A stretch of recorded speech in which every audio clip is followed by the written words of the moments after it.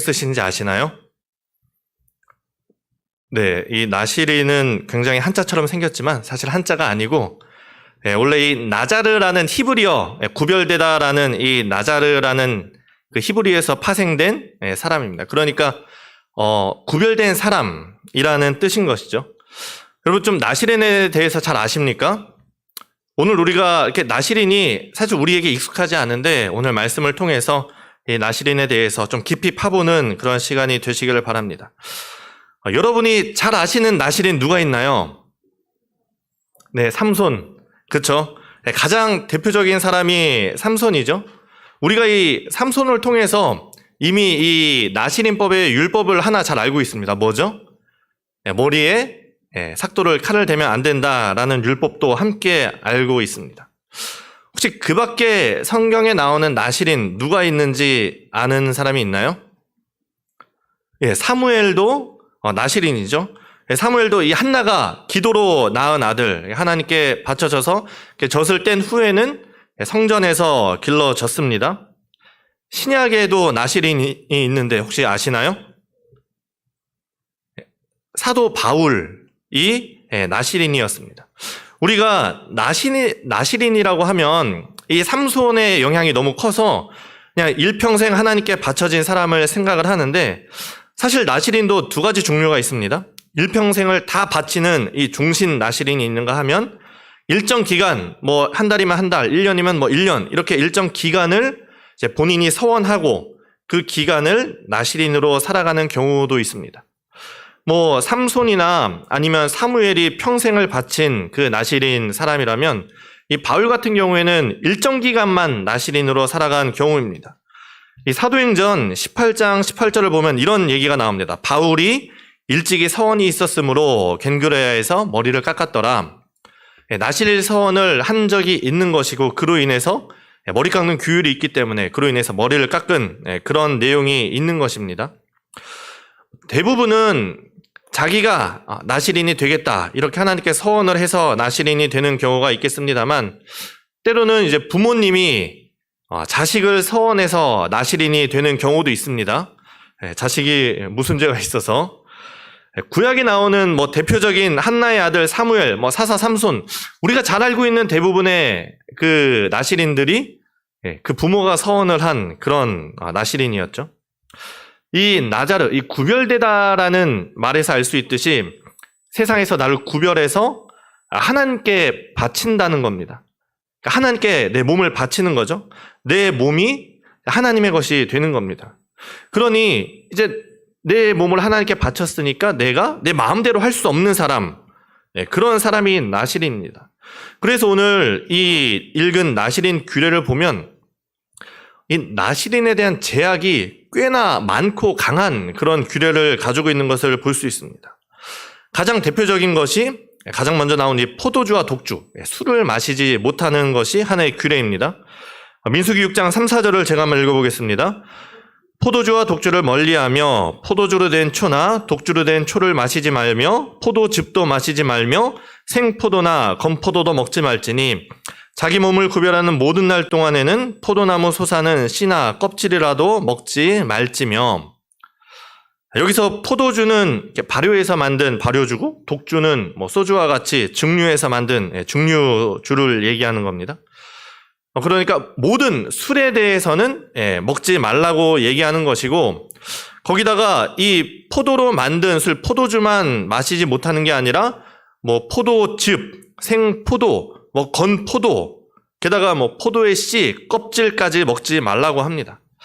다시 말해서 포도로 된 것은 아무것도 먹지 못하는 것이죠. 이 이스라엘에게 있어서 이 포도라는 것이 이 무화과와 함께 정말 가장 가까운 이스라엘 민족에게 가장 가까운 열매입니다.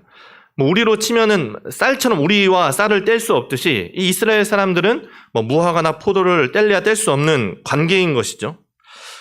또 이 포도주는 술이라기보다 물론 이제 술이긴 하지만 술이라기보다 이스라엘 민족에게 있어서는 어떻게 보면은 그냥 음료수나 물과 더 비슷한 그런 것이었습니다. 이 팔레스타인 지역이 물이 석회질이 많다 보니까 물을 그냥 마시지 못해서 포도주를 많이 마시는 것이죠. 여러분이 아시다시피 예수님도 뭐 포도주를 마셨고 또 그 가나의 혼인잔치에서 물을 포도주로 만드는 그런 기적도 행하시기도 하셨습니다.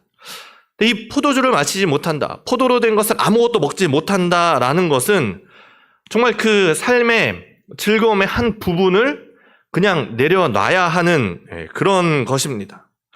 어떻게 보면 뭐 꽤나 가혹한 규례이기도 합니다만, 혹시 여러분 그 맛있는 녀석들이라는 프로그램 아시나요? 먹방하는 프로그램인데 거기서 한번 이제 이런 주제를 다룬 적이 있습니다. 평생 밀가루 끊기 대 평생 고기 끊기. 여러분 뭘 선택하시겠습니까? 평생 밀가루를 못 먹을 거냐, 고기를 못 먹을 거냐. 그리고 이어지는 자막에 역대급 난제 뭐 이렇게 뭐 되어 있었습니다.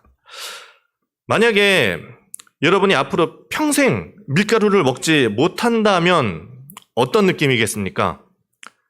뭐 라면도 못 먹고 뭐 빵도 못 먹고 참 많은 제약이 있죠. 누군가가 이런 명언을 남겼습니다.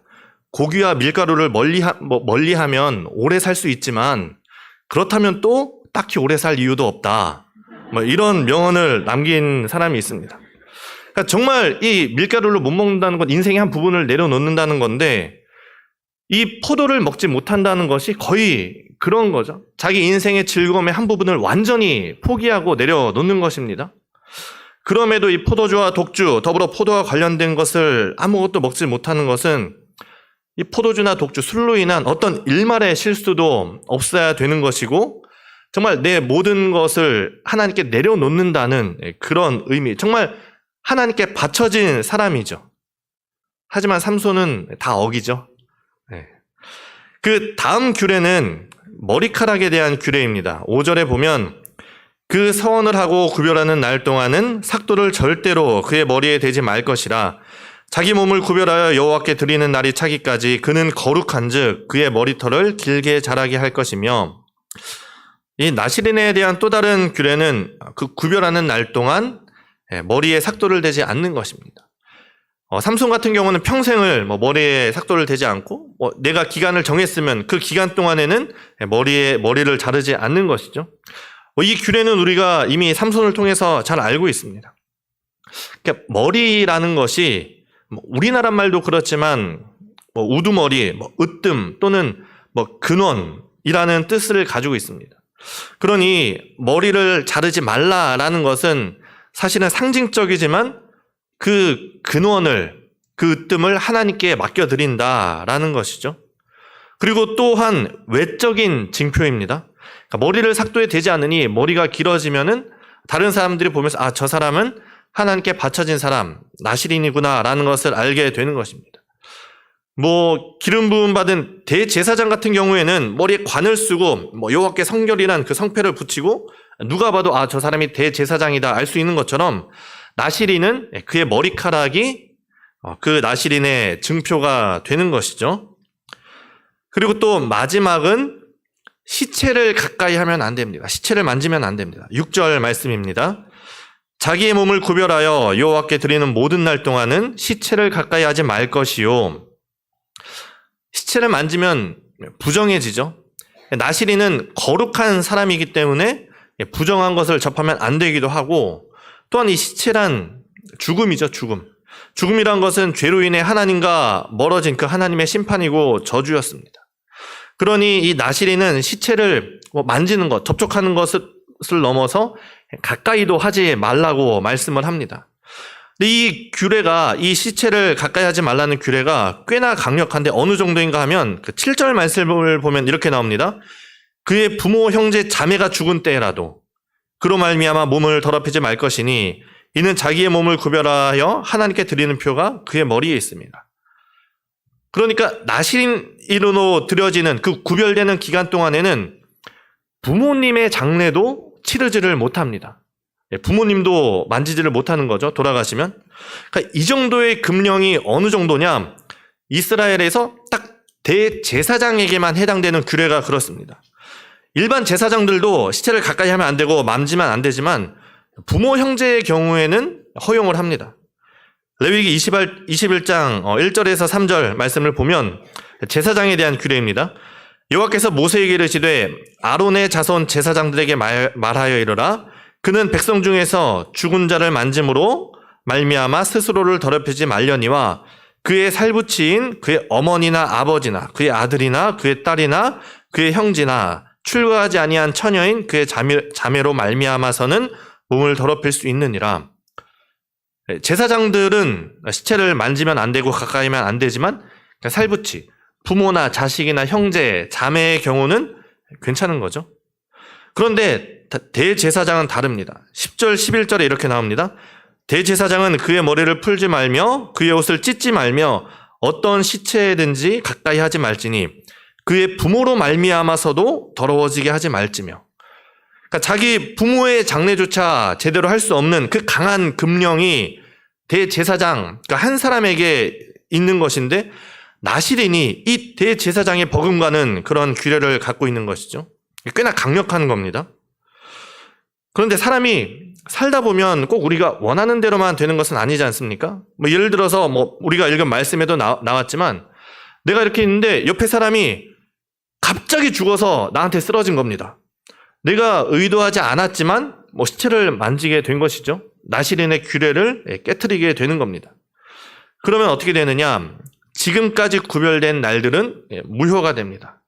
예를 들어서 어떤 사람이 30일을 구별해서 드리겠다 했는데 한 열흘쯤에 실수로 시체를 만진 겁니다. 그러면 여태까지 그 열흘은 무효가 됩니다. 다시 나시린은 몸을 정결하게 하고 7일째 되는 날 머리를 완전히 이제 밀어버립니다. 리셋을 시키는 거죠. 죄와 부정에서부터 완전히 벗어납니다. 8일째는 제사를 드리고 이제 다시 30일을 서원한 그 30일을 지내야 하는 것입니다. 계속해서 말씀드리지만 이 나시린 규례가 대제사장과 맞먹을 정도로 정말 강력한 규례고 결코 만만하지 않은 법이었습니다. 왜냐하면 이 나시린, 하나님께 드려진 그 말 뜻대로 이제 구별된 거룩한 사람이기 때문입니다. 우리가 하나님께 바친 물건을 성물이라고 하죠. 그것은 이제 하나님께 드려졌으니 하나님의 것이고 하나님의 거룩함이 그 물건 위에 함께하기 때문에 아무도 함부로 할 수 없습니다. 나시린은 하나님께 드려진 사람입니다. 이제 하나님의 거룩함이 그 사람 위에 임하게 되는 것이죠. 그러다 보니 철저하게 하나님 위주로 살아가는 사람입니다. 자신의 삶은 그 인생의 부분을 거의 내려놓듯이 자신의 삶보다 하나님을 우선시하며 살아가는 사람이 나시린인 것이죠. 그렇다면 지금 이 시대의 나시린은 누구일까요? 제가 전에 사역하던 교회에 여자 목사님이 계셨는데 이분이 아이가 좀 안 생겨서 하나님께 기도를 하고 서원을 하고 아이를 주시면 하나님께 바치겠다 서원을 하고 나서 늦게 아들을 하나 봤습니다. 제가 그 고등부 맡았을 때인데 그때 이제 고등부 학생이었으니까 모르겠습니다. 지금 신학교를 나와서 사역을 하고 있는지는 모르겠습니다만 이 친구가 지금 시대의 나시린일까요? 혹시 여러분도 서원으로 낳은 자식이 있습니까? 만약 그렇다면 그 아이가 나시린일까요? 나시린의 기준은 그때나 그 수천 년 전이나 지금이나 똑같습니다. 나시린의 기준은 하나님께 바쳐져서 철저하게 하나님 위주로 살아가는 사람, 내 삶보다, 자신의 삶보다 하나님을 우선시하면서 살아가는 사람이 나시린인 것이죠. 이 나시린의 법이 신약 시대에 와서 오히려 좀 더 명확해졌다고 저는 생각을 하는데 그 로마서의 말씀으로 우리가 읽을 수 있습니다. 로마서 12장 1절 우리가 잘 아는 이 말씀은 저는 이 시대의 나시린에 대해서 이야기한다고 생각합니다. 그러므로 형제들아 내가 하나님의 모든 자비하심으로 너희를 권하노니 너희 몸을 하나님이 기뻐하시는 거룩한 산 제물로 드리라. 이는 너희가 드릴 영적 예배니라. 구약의 사람들은 제사를 드릴 때 제물을 드렸습니다. 내가 죄를 지어서 죽어야 하는데 나를 대신해서 죽을 제물, 비둘기나 양이나 소나 이런 것들을 준비해서 내 대신에 내가 죄로 인해서 내가 죽어야 하는데 내 대신에 그 제물이 죽는 것이죠. 그런데 이러한 제사가 이스라엘에게만 있었던 것이 아니라 이 팔레스타인 고대 근동의 대부분의 종교에 이런 제사의 방식이 있었습니다. 뭐 방법은 다르고 또 뭐 제물은 달랐지만 각 종교마다 다 제사가 있었습니다. 자기의 신의 마음을 달래고 또 신의 마음을 기쁘게 하기 위해서 다양한 방법, 다양한 제물로 제사를 드렸는데, 그럼 그 제물의 끝이 뭘까요? 가장 좋은 제물이 뭘까요? 어떤 사람이 이제 돈이 없으면 비둘기를 드리고, 좀 형편이 좋으면 양이나 염소, 아니면 소나 송아지 이렇게 드리다가 더 좋은 거 드리고 싶으면 어떻게 해야 될까요? 뭐 귀한 것, 뭐 사자나 코끼리를 잡아서 하나님께 어떤 신에게 바치면 더 아마 신이 기뻐하지 않을까? 이렇게 생각을 할 겁니다. 더 정성이 들어가니까. 그 정성의 끝을 향해 가는 사람들이 드린 것이 인신제사이죠. 자기 자식을 제물로 드리거나 아니면 심지어 자기 자신을 태워서 신께 드리기도 했습니다. 구약에 나오는 그 흰놈의 골짜기가 대표적인 그 우상 숭배하면서 인신제사를 드렸던 장소죠. 뭐 대표적으로 두 군데만 보면 역대하 28장 3절에 보면 또 흰놈의 아들 골짜기에서 분향하고 여호와께서 이스라엘 자손 앞에서 쫓아내신 이방 사람들의 가증한 일을 본받아 그의 자녀들을 불사르고, 이 왕들이 그 우상에게 정성을 보이기 위해서 자기 자식을 불태운 겁니다. 역대하 33장 6절에도 이렇게 나옵니다. 또 흰놈의 아들 골짜기에서 그의 아들들을 불 가운데로 지나게 하며, 그 우상을 숭배하며 자기 자식들을 불태워 죽인 것이죠. 우리나라도 인신제사에 대한 그런 얘기들이 좀 있죠. 뭐 대표적인 심청전에서 보면 그 신봉사의 눈을 뜨게 하기 위해서 이 심청이를 인신공양을 드리는 내용이 나오기도 하고, 그 등신불이라는 이 소설에 보면 이 만적이라는 사람이 소신공양, 자기를 불태워서 드리기 위해서 일주일에 한 번은 몸에 기름을 붓습니다. 그리고 그 바쳐지는 날까지 매일 깨 한 접시만을 먹습니다. 그러니까 기름만 먹는 거죠. 잘 타라고. 결국 자신의 몸을 불태우는 그런 내용이 나옵니다. 정성의 극치인 거죠. 이 제물의 정성의 끝은 결국 인간을 제물로 드리는 것입니다. 하지만 이스라엘에는 인신제사가 없습니다. 물론 하나님께서 아브라함에게 이삭을 바치라고 했지만 그것은 아브라함의 믿음을 시험하기 위함이고 실제로는 하나님께서 막으셨죠.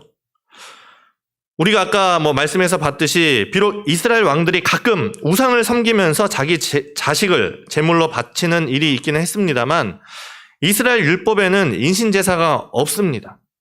그런데 인신제사가 있습니다.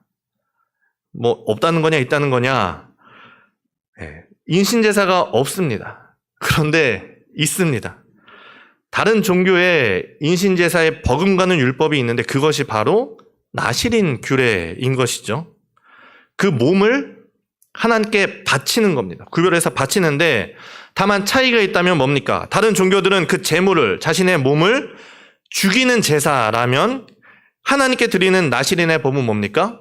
그 몸을 죽은 제물로 드리는 것이 아니라 산 제물, 살아있는 제물로 드린다는 것입니다. 하지만 살아있는데 그 하나님께 드려진 자아가 완전히 죽어야 되는 것이죠. 부모의 장례조차 치를 수 없고 내 삶의 즐거움을 모두 내려놔야 하는, 정말 절제해야 되는, 내가 살아있지만 어떻게 보면 죽은 것 같은 그 몸을 불태우는 것이 아니라, 죽는 것이 아니라 하나님을 위해서, 하나님만을 위해서 살아가야 하는 그 인신제사가 바로 나실인의 법의 핵심인 것입니다. 제가 2주 전 그 당회 50주년을 맞아서 한국 기독교 순교자 기념관 당회에서 함께 다녀오고 나서 그의 은혜가 돼서 이 나실인에 대해서 좀 이야기를 한번 나누어 봐야겠다 생각을 했습니다. 한국 기독교 순교자 기념관에 가면 정말 그 많은 순교자들의 이야기가 있습니다. 가신 분들 기억에 남으시겠지만 지금 대표적으로 기억에 나는 것이 우리가 예수천당으로 유명한 그 최건능이라고 불리는 그 최봉성 목사님. 순교하기 전에 이렇게 얘기했습니다. 하늘에서 전보가 왔구나. 나를 오라 하신다. 이렇게 하고 찬양을 하며 돌아가셨다는 그것이 기억에 남습니다. 이분들, 이 순교자분들 정말 철저하게 하나님 중심으로만 사셨고 하나님을 위해서 목숨까지도 아끼지 않으셨던 예배자, 진정한 이 나라의 나실인이셨던 것이죠. 제가 목사 안수 받을 때 지금도 기억납니다. 2012년 5월 1일, 벌써 이제 10년이 됐는데 한 목사님이 제 목사 안수 받으시는 걸 축하해 주시기 위해서 오셨습니다. 오셔서 제 가슴에 뭔가를 이렇게 달아주셨는데 근조라고 적힌 리본을 이렇게 달아주셨습니다. 근조가 뭔가요? 조의를 표하는 거죠. 애도를 표하는 거죠. 축하를 하러 오신 건지 애도를 하러 오신 건지 잘 몰랐습니다만 이 붙여둔 의미가 뭐겠습니까? 이제 목사가 되면 자아가 죽고 예수 그리스도로 살라, 그런 의미로 붙여주신 것이죠. 하지만 제가 이 10년의 삶을 돌아보면 참 부끄럽습니다. 여전히 제 안에는 제가 너무나 강하고 또 버리지 못한 것들도 많고 욕심 많이 그렇게 살고 있는 부족한 죄인인데, 그 순교자 기념관 가서 이 나라를 위해서 복음을 위해서 순교하신 분들 앞에서 정말 다시 한번 신앙을 되돌아보는 계기가 됐고, 또 저의 부족함, 또 교만함, 또 나태함을 깨닫는 시간이 되었습니다. 제가 다시 한번 묻겠습니다. 이 시대의 나시린이 누구입니까? 그 어머니가 서원한 그 친구가 나시린이 아니라 철저하게 하나님 중심으로 살았던 그 순교자들이 나시린이고, 또 예수 그리스도의 십자가로 우리의 자아가 죽고 내가 하나님만을 위해서 살겠다고 다짐하는 그런 모든 사람들이, 그렇게 결단하는 여러분들이 바로 나시린인 것입니다. 우리가 교회 와서 예배드리고 우리가 이제 봉헌 시간에 헌금을 합니다만 헌금을 해서 끝나는 것이 아니죠. 하나님께서는 돈을 원하시는 것이 아니죠. 크고 능하신 하나님께서 우리가 얼마를 내면 하나님이 기뻐하시겠습니까? 뭐 몇만 원, 몇천만 원, 몇백만 원 내면 하나님이 기뻐하실까요? 정말 이 온 천하의 주인이신 하나님께서 정말 우리가 얼마나 많이 바친다고 기뻐하시는 것이 아니죠. 그 헌금이 어떻게 쓰이느냐가 더 중요한 것이고, 더 중요한 것은 내가 가진 것을 바치는 것이 아니라 나를 바치는 것, 그것이 정말 하나님이 기뻐하시고 원하시는 것입니다. 나를 바친다는 것은 나의 삶에, 나의 전부, 내 시간, 물질, 나의 그 모든 삶을 바치는 것입니다. 우리가 예배 왔으니 주일 예배 참석하고 또 오후 예배 참석하고 새벽 기도에 예배를 다 참석했다고 우리가 하나님께 모든 것을 드린 것이 아닙니다. 제가 그 고등부랑 청년부 할 때 그런 친구들이 있습니다. 찬양이 끝날 때쯤에 들어와서 설교 시작할 때 들어와서 설교를 다 듣고 이제 마무리 기도할 때 이제 나가는 그런 친구들이 있습니다. 그러니까 이 친구들은 뭡니까? 예배를 드린다와 설교를 듣는다가 동격인 것이죠. 하나님께서 그런 친구들에게 너는 찬양은 늦었지만 설교를 들었으니까 예배 드렸어, 오케이, 이렇게 말씀을 하실까요? 우리의 삶을 드린다는 것이 결코 만만한 것이 아닙니다. 우리의 삶을 드린다는 것은 다시 말해서 하나님의 거룩하심이 우리에게 온다는 것입니다. 내가 하나님께 나를 드린다, 내가 나시린으로 살겠다는 것은 하나님의 거룩하심이 나의 거룩함이 되는 것입니다. 그 거룩하게 된 나시린의 법은 대제사장의 법음과는 규례였습니다. 그것은 여러분들의 그 삶이 성도, 거룩한 무리로 살아가게 되는 것이죠.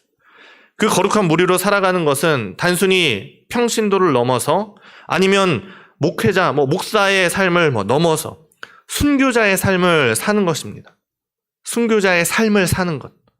순교자로서 죽는 것이 아니라 순교자의 삶을 살아가는 것. 거룩한 산 제물, 살아있는 제물이 되는 것입니다. 예수님이 이 땅에 오셔서 예수님으로 인해서 모든 제사가 없어지고 십자가에서 예수님께서 단 한 번에 모든 제사의 완성을 이루신 하나님께서 이제 우리에게 원하시고 기뻐하시는 그 제사가 뭐냐? 우리의 몸을, 우리의 삶을 거룩한 살아있는 산 제물로 영적 예배로 나아가는 드리는 것입니다. 우리의 모든 삶이 철저하게 하나님만을 위해서 사는 것. 정말 이제 내가 죽고 그리스도로 사는 것, 그것이 나시린의 삶인 것이죠. 참 쉽지 않죠. 저도 말하고 말씀을 준비하고 말하면서도 자신 없지만 우리가 또 그렇게 결단을 해야 되는 것이죠. 그 삶을, 그 영적 예배를 어떻게 드릴 것인가에 대해서 그 로마서 12장 2절에서 이렇게 얘기합니다. 너희는 이 세대를 본받지 말고 오직 마음을 새롭게 함으로 변화를 받아 하나님의 선하시고 기뻐하시고 온전하신 뜻이 무엇인지 분별하도록 하라. 우리가 너무나 잘 아시는 말씀이지만 우리가 나실인으로 하나님께 바쳐지며 살아갈 때 어떻게 살 것인가 하며 다시 한번 생각해 볼 말씀입니다. 우리가 이 시대의 흐름대로 살아가는 것이 아니라 이 공중권세 잡은 자가 다스리는 이 약한 세대를 따라가는 것이 아니라 하나님의 뜻이 무엇인지를 철저히 하나님만을 위해서 하나님의 뜻이 무엇인지를 분별하고 그렇게 살아가는 것. 하나님의 뜻을 어떻게 분별해야 되겠습니까? 말씀을 보아야 되는 것이죠. 하나님의 말씀에 우리에게 어떻게 말씀하시는가, 이 말씀을 읽고 묵상하고 또 그렇게 살아갈 용기를 달라고 기도하고 이제는 그렇게 우리의 삶에서 행동하고 실천하면서 살아가는 것입니다. 그것이 그리스도인으로서 이 시대의 나실인으로서 살아가는 우리에게 필요한 것이죠. 예전에 한 수도원에 로렌스라는 수도사가 있었습니다. 이 수도사가 하는 일이 뭐냐? 주방장이었습니다. 그 수도사에서 그 주방의 일을 맡은 사람이었는데 이분이 얼마나 신실한지 주방에서 무슨 일을 하듯이 마치 하나님께 하듯 하는 그런 사람이었습니다. 언제나 하나님 옆에 계신 것처럼 그렇게 일했습니다. 밥을 할 때도 하나님께 하듯이, 설거지를 해도 하나님께 하듯이, 청소를 해도 하나님께 하듯이 그렇게 했습니다. 그야말로 정말 무슨 일을 하듯 하나님께 바치듯 하는 모습으로 그 삶을 거룩한 산 제물로 드렸던 사람입니다. 시간이 지나고 이 수도원 사람들이 이 로렌스를 경건한 사람이다 이렇게 불렀습니다. 이 사람이 했던 일은 주방일 뿐이었습니다. 사람들은 치유하고 말씀을 전파하고 가르친 것이 아니라 주방에서 주방일만 했는데 하지만 시간이 지나고 사람들은 이 로렌스를 경건한 사람이다 이렇게 불렀습니다. 오늘 여러분들이 여러분의 몸을 하나님이 기뻐하시는 거룩한 산, 살아있는 제물로 드리시기를 바랍니다. 그것은 무엇이냐? 우리의 삶에 맡은 그 모든 일에 우리가 하나님께 하듯 하는 겁니다. 우리의 모든 일에 최선을 다하는 것입니다. 우리가 이제 식당을 다시 하면서 주방 봉사를 시작하는데 이 더운 여름에 정말 그 주방에서 땀 흘려가면서 밥을 하고 설거지를 하고 또 에어컨 없는 곳에서 매연만 있는 곳에서 주차 봉사를 하시는 분들도 있고 또 교회 청소를 하고 교회 쓰레기를 치우는 그런 일들이 어떻게 보면 정말 작은 일 같아 보여도 어떻게 보면 경건하고는 상관이 없어 보이지만 경건은 강대상에서 기도하고 설교하는 자들에게 있는 것이 아니라 하나님의 뜻대로 그 모든 일을 하나님께 하듯 그 삶을 하나님께 바치는 그 사람들에게 있는 것입니다. 거룩한 산 제물이 되어서 하나님이 기뻐하시고 원하시는 뜻대로 살아가는 것, 살아내는 것, 모든 것을 주께 하듯 하며 그 여러분이 경건한 사람, 또 여러분이 하나님이 기뻐하시는 그 산 제물로 드리는 사람, 정말 이 시대에 나실인이 되시기를 바랍니다. 여러분의 삶을 다시 한번 결단하며 하나님께 드리시기 바랍니다. 하나님이 기뻐하시는 뜻이 무엇인가? 우리가 정말 그것을 통해 묵상하고 하나님의 뜻을 바라고 또 그것을 위해 살아가는 정말 철저하게 하나님만을 위해서 살아가는 여러분들이 되시기를 바라고 그것을 통해서 하나님이 여러분들을 기뻐하시고 그렇게 살아가는 모습을 통해서 교회가 바로 세워지고 그렇게 살아가는 모습들을 통해서 그 한 사람 한 사람들이 모여서 이 시대가 변화되고 이 나라와 민족이 변화되는 그러한 귀한 역사가 우리 각 사람의 한 사람의 결단으로부터 이어지기를 간절히 바랍니다. 이 시간 함께 기도하겠습니다. 우리 함께 기도할 때 하나님, 내가 다시 한번 이 시간 결단합니다. 하나님, 내가 이 시대에 나실인이 되게 하여 주옵소서. 철저하게 하나님만을 위해서 살아가는 자들이 되게 하여 주옵소서. 때로는 나의 삶에 부족했던 부분들, 욕심으로 살아갔던 부분들 다시 한번 내려놓고 회개하오니 주님 용서하시고 하나님, 정말 그것이 가능할까요? 그러나 하나님 그렇게 살아가기를 원합니다. 정말 하나님의 뜻대로만 살아가는 철저하게 하나님 중심으로 살아가는 우리의 삶이 되게 하여 주옵소서. 이 한 가지 결단하며 이 시간 주님 앞에 기도하며 나아가겠습니다. 기도하겠습니다. 거룩하신 하나님, 이 시간 우리가 주님 앞에 이 시간 결단하며 나아가기를 원합니다. 하나님, 참 때로는 그 결단이 두렵습니다. 정말 내가 하나님의 뜻대로 살아갈 수 있을까? 정말 나의 모든 욕심을 내려놓고 정말 나의 그 즐거움을 내려놓고 그렇게 살아갈 수 있을까? 하나님 정말 그 두렵고 떨리는 마음이 있지만 하나님 그럼에도 다시 한번 주님 앞에 결단하며 주님 앞에 나아가오니 하나님 주님 우리를 붙드시고 하나님 우리의 몸을 거룩한 산제사로 드리게 하여 주옵소서.